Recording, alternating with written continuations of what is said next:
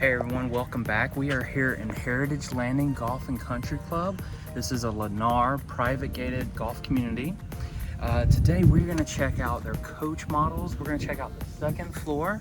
This is the Bay Creek model. It is a 3-bedroom, 2-bath, 2-car garage, right around 2,100 square feet.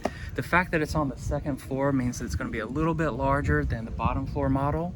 If you haven't seen that yet, make sure to check it out. And let's go and check it out. The views are beautiful from the second floor, overlooking the green. Let's go look at it.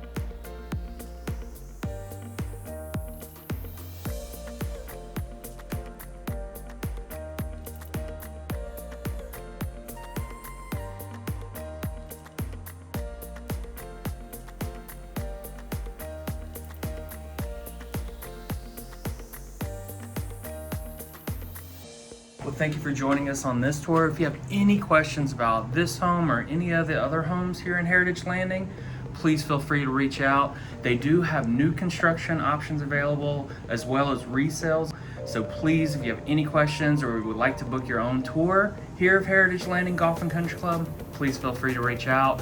Make sure to like and subscribe, and we will see you on the next tour.